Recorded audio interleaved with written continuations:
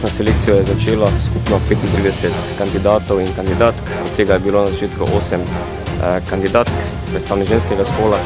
Trenutno na selekciji še vedno nadaljuje 33 kandidatov, ki se trenutno preverjajo v 2 delovnih točkah, preverjanje strahu pred višino in strahu pred zaprtim prostorom.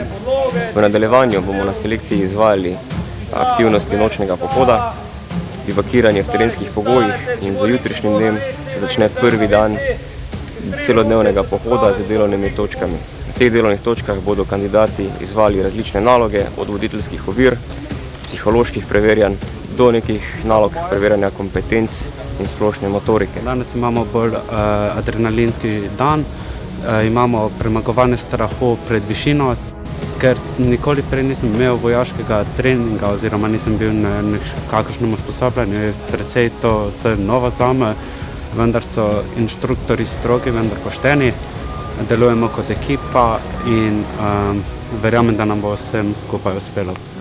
Na selekciji za častnike smo prisotni tudi psihologi, ki kandidate spremljamo ves čas terena, hkrati z njimi opravimo testiranje in intervjuje in na koncu podamo končno oceno primernosti z vidika psihološke stroke. Zdaj pa lahko stran, da te kolešče prepovosti.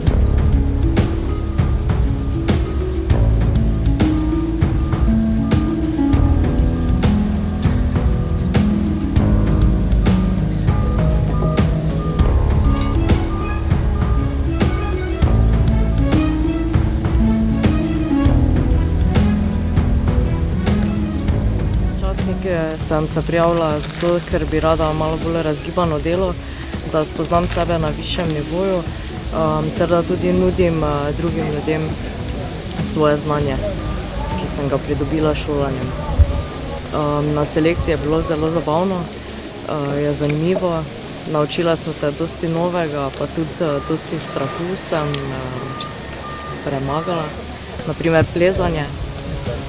Bodočim kandidatom bi priporočala, da se dobro fizično in psihično pripravijo, ker ni mala malca, ko ne spiš, pa te potem dosti stvari čaka, da jih moraš opraviti. Še en pohod jih čaka po jutrišnjem pohodu, torej tisti zadnji pohod, ki je nekako podoben enemu temu z prejšnjega dneva, spet z delovnimi točkami, kjer izvedejo dodatne vaje voditeljskih veščin, psiholoških preverjanj in testo splošne razgledanosti, kompetenc in ostalih nalog.